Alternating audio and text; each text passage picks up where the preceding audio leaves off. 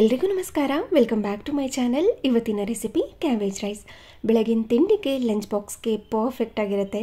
ಮಾಡ್ಕೊಳ್ಳೋದು ಕೂಡ ತುಂಬಾ ಸುಲಭ. ನಾರ್ಮಲ್ ಆಗಿ ಚಿತ್ರಾನ್ನ ಮತ್ತು ಪಲಾವ್ಗಳು ಮಾಡ್ತಾನೆ ಇರ್ತೀವಿ. ಈ ಥರ ಒಮ್ಮೆ ಕ್ಯಾಬೇಜ್ ರೈಸ್ನ ಟ್ರೈ ಮಾಡಿ. ತುಂಬ ಸಿಂಪಲ್ಲಾಗಿ ಸಕ್ಕ ಟೇಸ್ಟಿಯಾಗಿ ಮಾಡ್ಕೋಬೋದು. ಮೊದಲಿಗೆ ಒಂದು ಹೆವಿ ಕಡಾಯಿನ ಬಿಸಿ ಮಾಡಲಿಕ್ಕೆ ಇಟ್ಕೊಂಡು ಅದಕ್ಕೆ ಸ್ವಲ್ಪ ಎಣ್ಣೆನ ಹಾಕ್ಕೋಬೇಕು. ಅದು ಕಾದಾದ ನಂತರ ಸಾಸಿವೆನ ಹಾಕಿ ಸಿಡಿಸ್ಕೋಬೇಕು. ಬೇಕು ಅಂತಂದರೆ ಜೀರಿಗೆನೂ ಸಹ ಸೇರಿಸ್ಕೋಬೋದು, ಇಲ್ಲ ಅಂತಂದರೆ ಸ್ಕಿಪ್ ಮಾಡ್ಕೋಬೋದು. ನಂತರ ಅದಕ್ಕೆ ಸ್ವಲ್ಪ ಕಡಲೆಬೇಳೆ, ಸ್ವಲ್ಪ ಉದ್ದಿನಬೇಳೆನ ಸೇರಿಸ್ಕೊಳ್ತಾ ಇದ್ದೀನಿ. ನಂತರ ಅದನ್ನು ಚೆನ್ನಾಗಿ ಮಿಕ್ಸ್ ಮಾಡಿಕೊಂಡು ಫ್ರೈ ಮಾಡ್ಕೋಬೇಕಾಗತ್ತೆ. ಉದ್ದಿನಬೇಳೆ ಕಡಲೆಬೇಳೆ ಎಲ್ಲ ಲೈಟಾಗಿ ಕಲರ್ ಚೇಂಜ್ ಆಗಿರಬೇಕು, ಹಾಗೆಯೇ ಕ್ರಿಸ್ಪಿಯಾಗಿ ಆಗಿರಬೇಕು. ಅಲ್ಲಿ ತನಕ ಇದನ್ನು ಮೀಡಿಯಮ್ ಫ್ಲೇಮ್ನಲ್ಲಿ ಇಟ್ಕೊಂಡು ಫ್ರೈ ಮಾಡ್ಕೊಂಡಿದ್ದೀನಿ. ನಂತರ ಸಣ್ಣದಾಗಿ ಉದ್ದುದಾಗಿ ಕಟ್ ಮಾಡಿ ಇಟ್ಕೊಂಡಿರುವಂಥ ಈರುಳ್ಳಿನ ಸೇರಿಸ್ಕೊತಾ ಇದ್ದೀನಿ. ನೀವು ಕ್ಯಾಬೇಜ್ನ ಸಣ್ಣದಾಗಿ ಕಟ್ ಮಾಡ್ಕೋತೀರಾ ಅಂದರೆ ಈರುಳ್ಳಿನೂ ಸಹ ಸಣ್ಣದಾಗಿ ಕಟ್ ಮಾಡ್ಕೊಳ್ಳಿ. ಕ್ಯಾಬೇಜ್ನ ಸಣ್ಣದಾಗಿ ಉದ್ದುದಾಗಿ ಕಟ್ ಮಾಡ್ಕೋತಿದ್ದೀರಾ ಅಂತಂದರೆ ಈರುಳ್ಳಿನೂ ಸಹ ಅದೇ ಥರ ಕಟ್ ಮಾಡ್ಕೊಳ್ಳಿ. ನಂತರ ಸಣ್ಣದಾಗಿ ಉದ್ದುದಾಗಿ ಕಟ್ ಮಾಡಿ ಇಟ್ಕೊಂಡಿರೋವಂಥ ಹಸಿಮೆಣಸಿನಕಾಯಿ, ಸ್ವಲ್ಪ ಕರಿಬೇವಿನ ಸೊಪ್ಪನ್ನ ಸೇರಿಸ್ಕೊಂಡು ಚೆನ್ನಾಗಿ ಮಿಕ್ಸ್ ಮಾಡಿಕೊಂಡು ಇದನ್ನು ಫ್ರೈ ಮಾಡ್ಕೋಬೇಕು. ನಂತರ ಸಣ್ಣದಾಗಿ ಕಟ್ ಮಾಡಿ ಇಟ್ಕೊಂಡಿರೋವಂಥ ಹುಳಿ ಟೊಮೆಟೊನ ಸೇರಿಸ್ಕೋಬೇಕು. ಅದಾದ ನಂತರ ಹಸಿ ಬಟಾಣಿ ಬದಲಾಗಿ ನೀವು ಕಡಲೆ ಬೀಜ ಸಹ ಸೇರಿಸ್ಕೋಬೋದು. ಕಡಲೆ ಬೀಜ ಹಾಕ್ಕೊಂಡ್ರೆ ಒಂಥರ ಚಿತ್ರಾನ್ನ ಥರ ಆಗಿಬಿಡುತ್ತೆ, ಹಾಗಾಗಿ ಹಸಿ ಬಟಾಣಿನ ಹಾಕ್ಕೊಂಡಿದ್ದೀನಿ, ಇಲ್ಲ ಅಂದರೆ ಸ್ಕಿಪ್ ಮಾಡ್ಕೋಬೋದು.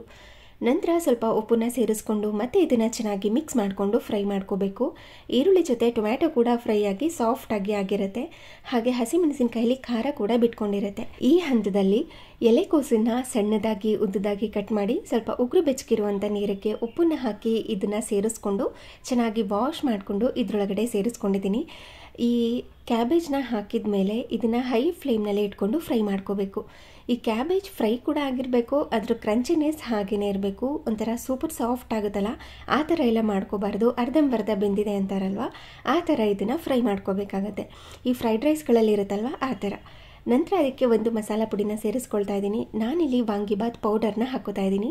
ನೀವು ಯಾವುದಾದ್ರೂ ಮಸಾಲ ಪೌಡರ್ ಇದ್ದರೆ, ಅಂದರೆ ಎಕ್ಸ್ಟ್ರಾ ಮಸಾಲ ಪೌಡರ್ ಇರುತ್ತಲ್ವ, ಅದನ್ನು ಸಹ ಸೇರಿಸ್ಕೋಬೋದು. ಮಸಾಲ ಪೌಡರ್ ಎಷ್ಟು ಬೇಕು ಅಂತ ನೋಡಿಕೊಂಡು ಅದಕ್ಕೆ ತಕ್ಕಂತೆ ಮಸಾಲ ಪೌಡರ್ನ ಹಾಕಿ ಚೆನ್ನಾಗಿ ಇದನ್ನು ಸಿಮ್ನಲ್ಲಿ ಇಟ್ಕೊಂಡು ಮಿಕ್ಸ್ ಮಾಡ್ಕೊಂಡಿದ್ದೀನಿ.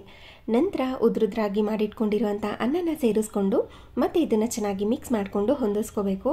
ನಾರ್ಮಲ್ ಆಗಿ ನಾವು ಫ್ರೈಡ್ ರೈಸ್ ಮಾಡ್ಕೋತೀವಲ್ವ, ಸೇಮ್ ಅದೇ ಥರನೇ ಅನ್ನ ಹಾಕಿ ಮಿಕ್ಸ್ ಮಾಡ್ಕೊಳ್ಳುವಾಗ ಇದು ಹೈ ಫ್ಲೇಮ್ನಲ್ಲೇ ಇರಬೇಕು. ಆವಾಗ ಅನ್ನ ಕೂಡ ತುಂಬ ಚೆನ್ನಾಗಿ ಬಿಸಿಯಾಗಿರುತ್ತೆ. ನಂತರ ರುಚಿಗೆ ತಕ್ಕಷ್ಟು ಉಪ್ಪನ್ನ ಸೇರಿಸಿ ಸಣ್ಣದಾಗಿ ಕಟ್ ಮಾಡಿ ಇಟ್ಕೊಂಡಿರೋಂಥ ಕೊತ್ತಂಬರಿ ಸೊಪ್ಪನ್ನ ಹಾಕಿ ಇನ್ನೊಮ್ಮೆ ಇದನ್ನು ಹೈ ಫ್ಲೇಮ್ನಲ್ಲಿ ಇಟ್ಕೊಂಡು ಚೆನ್ನಾಗಿ ಮಿಕ್ಸ್ ಮಾಡಿಕೊಂಡ್ರೆ ಸಕ್ಕ ಟೇಸ್ಟಿಯಾಗಿ ತುಂಬ ಸಿಂಪಲ್ ಆಗಿ ಹಾಗೆ ಈಸಿ ಲಂಚ್ ಬಾಕ್ಸ್ ರೆಸಿಪಿ ಅಂತ ಹೇಳ್ಬೋದು, ಇಲ್ಲಾಂದರೆ ಬ್ರೇಕ್ಫಾಸ್ಟ್ ರೆಸಿಪಿ ಅಂತ ಸಹ ಹೇಳ್ಬೋದು. ಕ್ಯಾಬೇಜ್ ರೈಸ್ ರೆಡಿಯಾಗಿರುತ್ತೆ. ತುಂಬ ಸಿಂಪಲಾಗಿ ಮಾಡ್ಕೋಬೋದಲ್ವಾ? ಈ ಥರ ಒಮ್ಮೆ ನೀವು ಕೂಡ ಟ್ರೈ ಮಾಡಿ, ಹಾಗೆ ಹೇಗೆ ಬಂತು ಅಂತ ಕಮೆಂಟ್ ಮಾಡಿ ತಿಳಿಸಿ.